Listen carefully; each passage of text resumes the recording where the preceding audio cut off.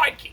On this episode of One Man, One Hand, and No Real Plan, you won't believe what I got in store for you.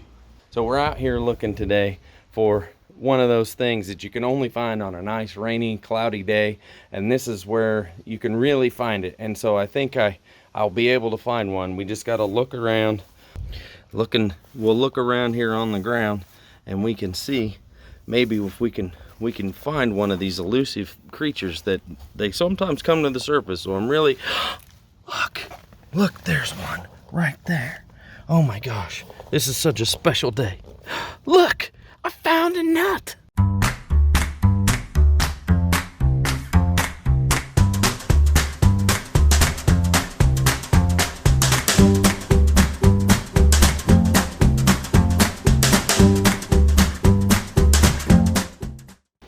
So what I need to address first before we close in the back panel, that door curves out a little bit more than the rear side cab corner, and I just need to push that out some so that that profile is in alignment with the door. You can see how it's supposed to sit, and then it's just too straight up and down, so I just got to put a little arc in it. So I've cut this free along here, and you can see that I can now move it out, so it's just a matter of shutting the door and trying to find out exactly where it needs to be to match the profile. So I've got the profile much better, as you can hopefully see now, but I need to help bring that gap back. I thought this might be a neat way to show you just how far in order to be back where it goes. Now we can work on filling that. I've got the cab corners in place. We need to make a cap to go across here to seal the rest of this in. And I figure we'll just start by measuring it and seeing how big.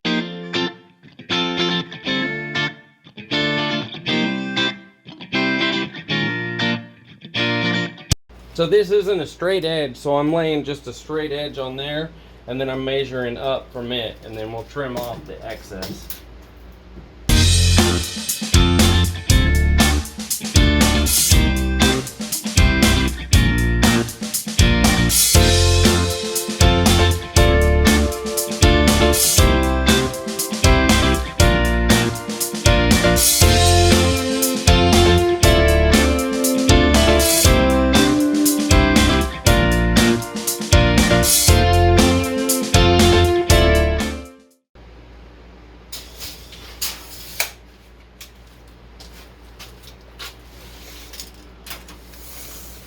This one's 37 and I need 45, so I need another 8 inches. That's what she said.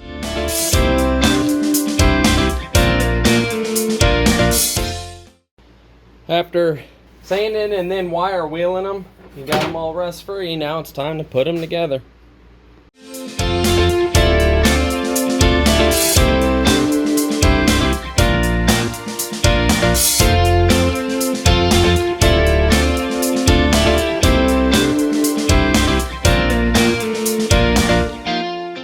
And just like magic, we now have a long enough piece of metal. So I taped it to where I could mark a rough idea of how much I need to. I'm gonna have a little lip there, and then I wanna have some sort of a connection. I'll bead roll something decorative in there or do something to make it to where it lines up better, but I gotta get an idea of how much actual gap I've got to work with.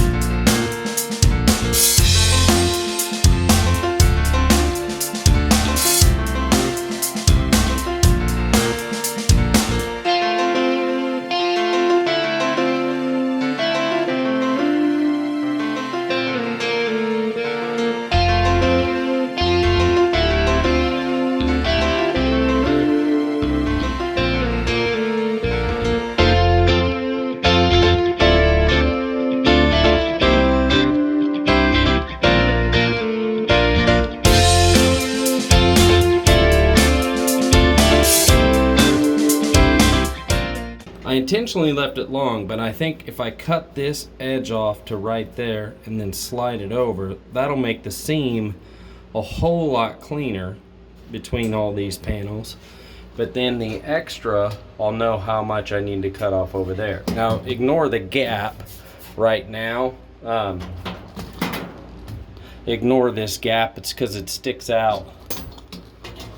Because it sticks out on that end, I can't push it in, it's making that gap. But if I cut that piece, I think we'll know what we need.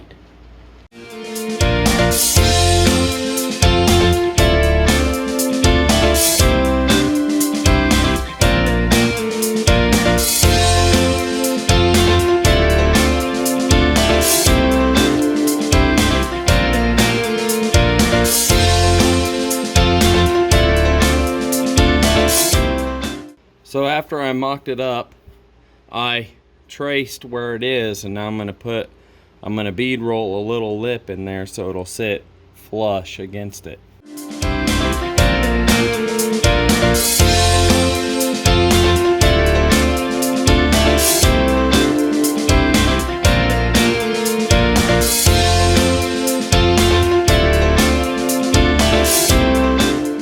After quite a bit of trial and error, I ended up doing each corner by taking a board and a screw jack and pressing it in, and then I used some self-tapping sheet metal screws to go through, and I put 3 of them in there to get it at the right height and set in there so that it would work, and I had to do each one.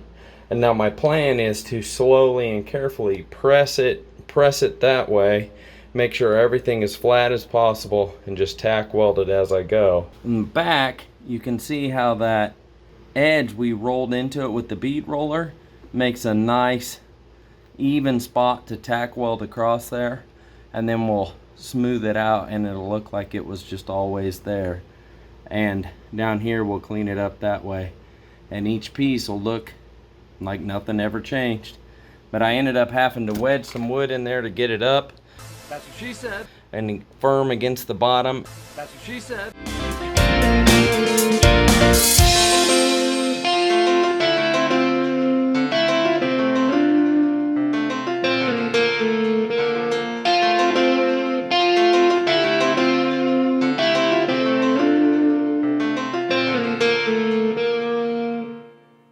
And after a long time doing short, patient welds, you end up with this. Of course, I plan to seam seal it, but for the most part, we got a solid bead across the back. Now, the white primer on this panel is actually etching primer, so I need to clean that off before I weld it. This panel is already bare steel, but I need to get this off so that I can weld across there.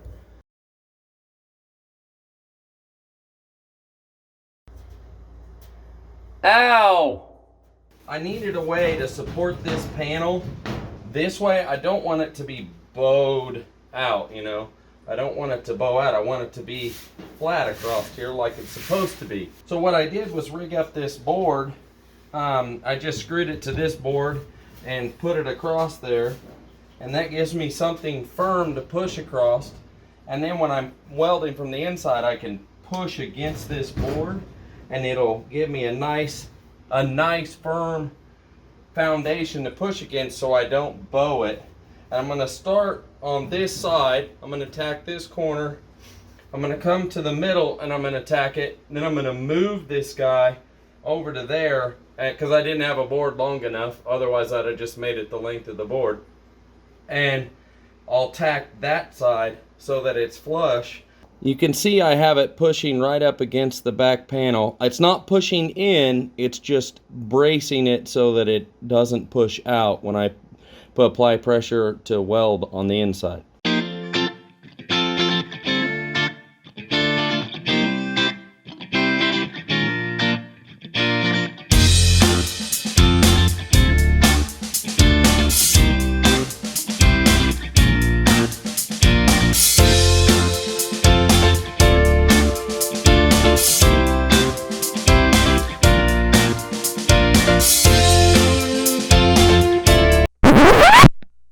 I ended up having to cut that spot weld off because my gap was still there. I was having a hard time pushing in firmly and leaning in to weld. And the reason for that is because my right arm is probably 4 inches or so, maybe 5 inches longer from the shoulder to the elbow than my left arm is. And so I was having a really hard time getting low enough to use my pushing device to be able to push those panels together. So I ended up having to try and figure out another way to push that could accommodate for the length difference, and that's why I cut it to eliminate the gap that was there, and now I'm going forward with a different one.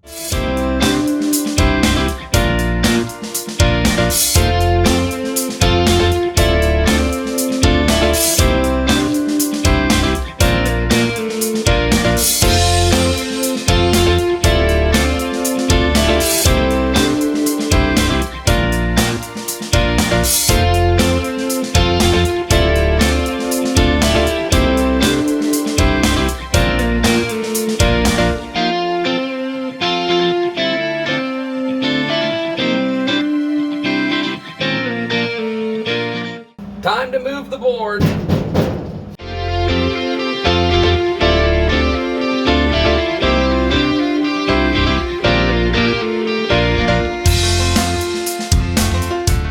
You saw me hammering across a little bit just to try and keep closing that gap as I came across and make it follow that contour of this back panel.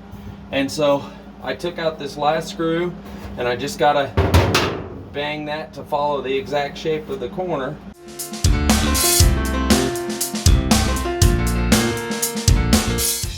So you can see we got good penetration all the way through on our spot weld. Now I've got the back panel in place. There's still a ton left to do. I'm definitely going to tack weld. I mean, that's going to become a continuous weld through spots. And I'll fill in all those screw holes and stuff. And on the bottom, I'm going to tack weld across the back side and then ground it smooth. From the factory, this went all the way down and then curled under there. And I've tried to recreate that shape with this, but I want to wait to tack weld that for a little bit because I want to make sure I don't get any pop canning and stuff when I pull, like, because you can see how far up and stuff that goes. And so it used to sit right on that groove right there, and there's quite a bit of gap that varies. Here, we can see it from right there. If you follow that, see how much it goes out and then comes back in. I want to address that before I completely put this in, but I couldn't address that till I had something established on the bottom. So now I got a bottom. That's what she said. Now I got to work on above it. As I show you the profile of the cab to close out this video, I want to thank you for watching, and I would really appreciate it if you would subscribe and like this video, and we'll see you in the next one.